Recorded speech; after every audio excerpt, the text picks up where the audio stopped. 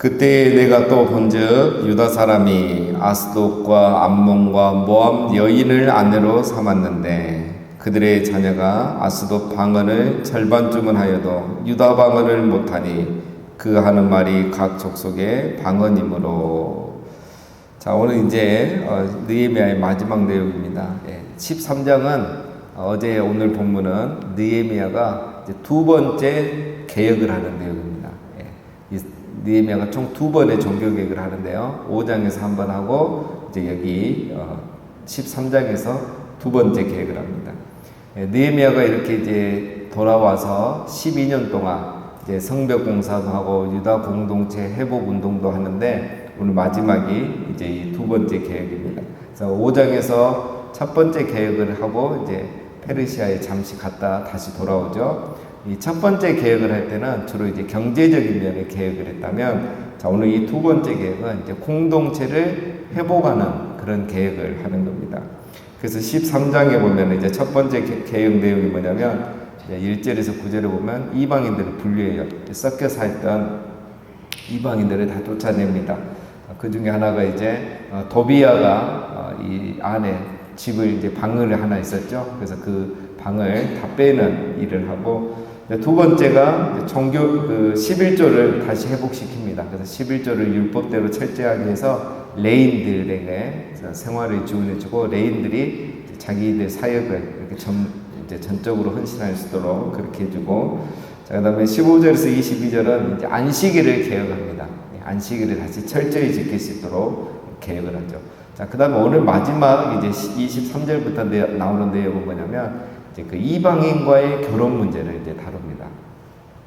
자, 오늘 본문에 보면은 이제 유다 사람이 이제 아스돗과 암몬과 모압 여인을 아내로 삼았는데, 다 이방 나라죠. 아스돗, 암몬, 모압, 이 여인들과 결혼을 했다는 거죠. 자, 그런데 이제 느헤미야가 보니까 무슨 일이 생겼느냐? 이 아이들이 결혼을 했는데 그 집 아이들을 보니까 이 애들이 엄마 나라의 말을 하는데 히브리 말을 못하는 거예요. 모압 말도 암몬 말도 하는데 유다 방언, 히브리 말을 못하는 거예요. 그러니까 이게 심각한 문제가 되는 거죠. 보통 이제 아이들은 누굴 통해서 언어를 배웁니까? 엄마죠. 왜냐하면 엄마하고 가장 많이 있기 때문에. 근데 이제 결혼한 여인들도 히브리 말을 모르니까 당연히 자기 나라 말을 했을 거고, 그렇게 어머니가 있다 보니까 아이들이 이제 엄마 말을 따라가는 거죠. 여러분, 이민 가족들의 가장 큰 고충이 뭔지 아십니까? 시간이 지날수록 부모와 자녀의 언어가 달라진다는 거예요. 특히 아이들이 어릴 때 갈수록 부모와 어린 아이들의 언어가 달라져요. 부모님은 계속 한국말 쓰고 영어가 늘지 않죠. 부모님들은. 아이들은 이제 자라가면서 영어가 더 편해지는 거예요. 그러면서 이제 영어를 쓰고 한국말을 쓰지 않죠. 또 이제 그래도 이 한국인의 정체성을 가진 어머니들, 부모님들은 한글 학교도 보내고 또 집에서는 한국말만 쓰게 해요. 한국말을 잊어버리면 안 되기 때문에. 영어는 늦게 배워도 되고 못해도 되니까 한국말 써라.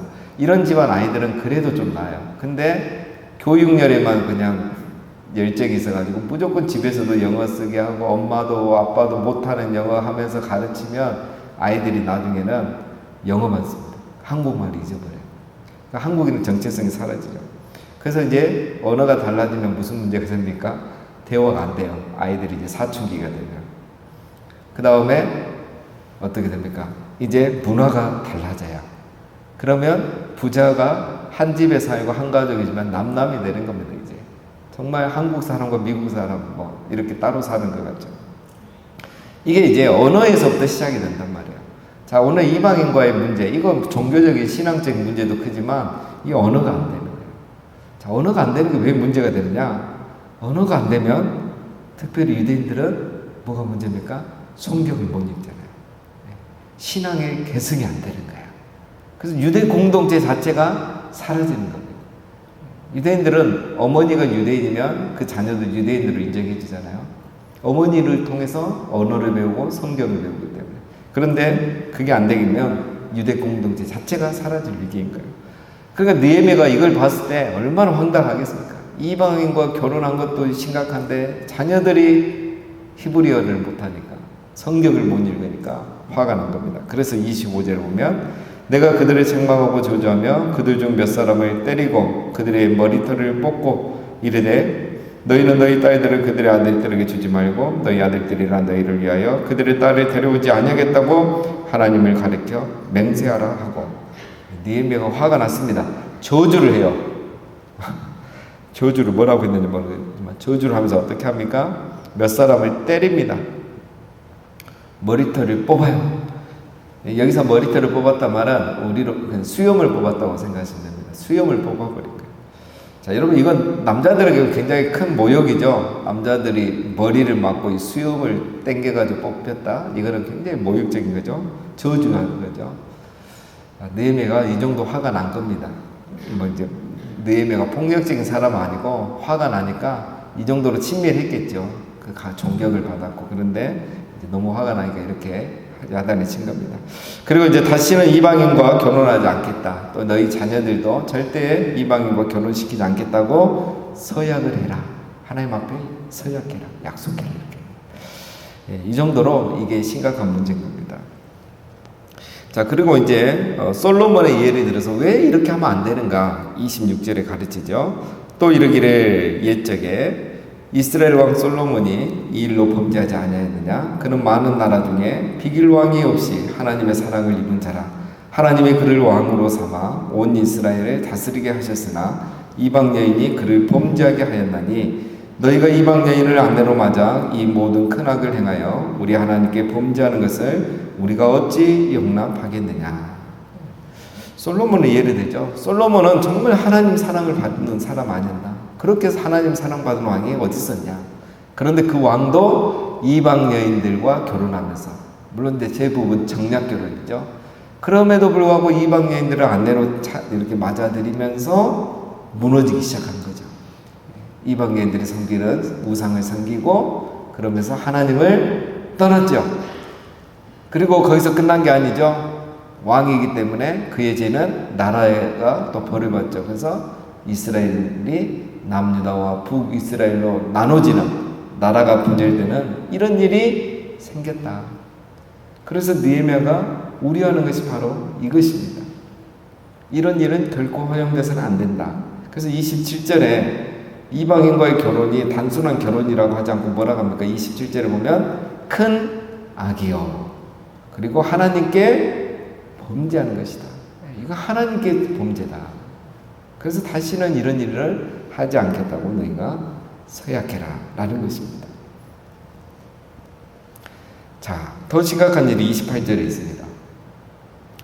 대제사장 엘리야십의 손자 요야다의 아들 하나가 호론 사람 산발랏의 사이가 되었으므로 내가 쫓아내어 나를 떠나게 하였느니라. 자, 대제사장 엘리야십의 손자 중 한 명, 이름은 거론하지 않고 있습니다. 이 사람이 산발랏의 딸을 아내로 취한 것이에요. 산발랏, 여러분 뭐 우리가 잘 알죠? 산발랏은 이 암몬 사람 도비야와 함께 느헤미야가 하는 성벽 건축을 제일 많이 방해했던 사람 중에 하나가 이 산발랏입니다. 이 산발랏과 도비야가 얼마나 못됐냐면 여러 가지로 방해했는데 그 작전 중에 하나가 이제 유대 사회의 이 제사장들 가정과 결혼을 하는 거예요. 이런 식으로 자기 자녀들을 결혼을 시켜가지고 사돈관계를 맺고 그러면서 정보도 빼내고 공작도 하고 방해를 하는 겁니다. 이렇게 해서 지속적으로 유다 공동체를 방해했던 사람이 바로 이 산발랏이에요. 그런데 대제사장이 집안에, 대제사장 집안에 이 엘리야십의 손자죠. 이 한 명이 이 산발랏 딸과 결혼했다는 거예요. 그럼 그 아버지가 더 심각한 거죠. 아버지도 대제사장이잖아요. 할아버지도 이걸 알고 있잖아요. 근데 이건 아무도 막지 않고 그렇게 시킨 거예요. 가장 본을 보여야 할 이 대제사장 집안에서 마저 이런 일을 하고 있단 말이에요. 그러니까 느헤미야가 얼마나 속이 터지겠습니까? 다른 사람도 아니고 대제사장이, 그것도 그냥 이방 여인도 아니고 이 산발랏의 딸하고 결혼을 시켰다니까 화가 난 겁니다. 여러분 어느 시대나 이런 사람들이 있죠. 우리 역사적으로 보면 늘 이런 사람들이 있고 또 교회도 늘 이렇게 사단이 방해합니다. 교활하게 이렇게 음모를 꾸미고 방해하는 세력들은 항상 있습니다. 그래서 악한 자들은 항상 이렇게 공격을 하는 거죠. 그래서 영적 지도자가 오히려 본을 보이지 못하고 이렇게 오히려 악의 본을 보이는 거죠. 여러분 왜 대제사장이 이렇게 했겠습니까? 뭐 그 손주가 그냥 자기들이 좋아서도 결혼하겠지만 이런 경우는 대부분 부모의 영향이죠. 이 욕심 때문에 간 거예요. 산발랏이 얼마나 공허히 들었겠습니까? 예. 그거에 그냥 욕심에 눈이 멀어서 이런 일을 향하는 거죠. 그래서 느헤미야가 이거는 또 다른 문제예요. 일반 백성이 결혼한 거하고 이 대제사장이 이렇게 지도자로서 잘못한 것뿐만 아니라 욕심에 눈이 어두워서 이런 식으로 하는 거는 큰 죄가 되는 거죠. 그래서 느헤미야가 이 엘리야삽의 손자는 추방합니다. 요야다는 추방하고 쫓아냅니다. 자, 요야다는 이렇게 해서 느헤미야에게 이 공동체에서 완전히 추방을 당한 거죠. 자, 29절. 내 하나님이여 그들이 제사장의 직분을 더럽히고 제사장의 직분과 레위 사람에 대한 언약을 어겼사오니 그들을 기억하옵소서. 자, 이 문제가 굉장히 심각한 문제죠. 느헤미야가 이거를 기도합니다. 하나님께 맡기죠. 기도만 한 건 아니죠. 요야다를 추방을 해버리죠. 벌을 줍니다. 그래서 대제사장 직분을 뺏어버리죠. 그리고 추방을 시킵니다. 자, 그리고 이걸로 끝나지 않죠. 느헤미야가 보니까 이건 너무 답답해요. 뭐 느헤미야가 더 세게 심판할 수도 있겠죠. 이거는 뭐 옛날 같으면 구약시대 같으면 그 자리에서 즉결 사형도 할 수 있는, 심판도 할 수 있는 일이잖아요. 근데 느헤미야가 추방만 시켰는데 속은 얼마나 탔겠습니까? 화도 많이 나고. 자, 그래서 느헤미야가 어떻게 보면 상당히 절제를 한 겁니다. 지금 공동체 좋은 분위기에서 나름대로 지혜롭게 처리한 건데 속은 그렇지 않은 거죠. 그래서 하나님께 기도하고 맡기는 겁니다. 자, 왜 그렇습니까? 제사장에 대한 규례가 있어요. 레위기에 보면은 특별히 제사장은 자기 백성 중에서 처녀를 아내로 취해야 된다. 이게 딱 정해져 있어요. 제사장은 처녀와 자기 백성들, 유대인들 중에 또 처녀와만 결혼을 해야 된다는 이게 딱 정해져 있습니다. 레위기 22장 13절에 보면. 그러니까 엘리야십은 이 자체를 지키지 않은 거죠. 자기 백성이 아니라 이방인과 결혼했죠. 엘리야십의 손자 요야다가요. 이 말은 율법을 지키지 않을 뿐만 아니라 대제사장의 직분을 더럽힌 겁니다. 그래서 느헤미야가 이 종교개혁 차원에서 이 요야다를 추방을 시키고 나머지는 하나님의 심판에 맡긴 거예요. 이게 또 느헤미야의 지혜입니다. 이거를 사람이 다 심판할 수 없죠. 어떻게 여러분? 사람이 다 그 죄를 어떻게 다 심판하겠습니까? 그것도 모르는 죄도 있고 잘못 알고 있는 것도 있는데 나머지는 하나님께 맡기죠. 이 여지를 남겨놔야 됩니다. 그래서 느헤미야가 굉장히 지혜롭게 잘한 겁니다. 자, 30절. 내가 이와 같이 그들에게 이방 사람을 떠나게 하여 그들을 깨끗하게 하고 또 제사장과 레위 사람의 반열을 세워 각각 자기 일을 맡게 하고. 자, 나머지 이제 제사장과 레위인들을 이제 분위기 안 좋죠. 대제사장 집안에서 이런 일이 있으니까. 그러나 또 이제 계속 그런 분위기로 가면 안 되죠. 그래서 레위인과 제사장들은 다시 이렇게 위상을 회복시켜주고 이제 자기 임무를 따라서 이렇게 사역을 할 수 있도록 다시 재배치를 합니다. 그래서 새롭게 한다는 건 아니고 이제 재분담을 이렇게 한다는 거죠. 마지막 31절. 또 정한 기한에 나무와 처음 익은 것을 드리게 하였사오니 내 하나님이여 나를 기억하사 복을 주옵소서. 정한 기한에 나무와 처음 익은 것을 드리겠다. 이제 예배를 다시 해보겠다는 거예요. 그래서 요야다를 추방시키고 나머지 제사장들과 레위인들을 통해서 성전 예배를 말씀대로 다시 다 해보겠어. 처음 익은 것도 드리고 정한 기간에 이렇게 다 율법대로 말씀대로 했다는 거죠. 자, 그 다음에 이제 느헤미야가 이제 마지막에 아주 은혜로운 말씀으로 끝나죠. 내 하나님이여. 우리 다 같이 한번 읽어보겠습니다. 시작. 내 하나님이여 나를 기억하사 복을 주옵소서. 어제의 말씀대로 하면 내 하나님이여 나를 기억하사 복을 주옵소서. 자, 여러분 이 기도가 너무 멋지지 않습니까? 자기를 위해서 이렇게 기도할 수 있다는 것. 이 말은 정말 하나님 앞에 자기가 이렇게 떳떳하게 살아왔다는 걸 말하는 겁니다. 느헤미야는 이렇게 기도할 수 있는, 하나님 앞에 이렇게 말할 수 있는 삶을 살아온 참된 리더였던 것입니다. 정말 충성했기 때문에 자기의 양심에 부끄럼 없도록 정말 최선을 다해서 사역했기 때문에 그는 하나님께 이렇게 기도할 수 있는 것입니다. 사랑하는 여러분, 우리도 이렇게 기도할 수 있는 삶을 사는 우리 모두가 될 수 있기를 주님의 이름으로 축원드립니다. 그래서 정말 후회 없는 삶을 살고 후회 없이 내 직분 충성되게 감당하고 내가 은퇴할 때는 사역을 마쳤을 때는 주님 나를 기억하사 내게 복을 주옵소서, 우리 자녀들에게 복을 주옵소서, 이렇게 고백할 수 있으면 얼마나 좋겠습니까?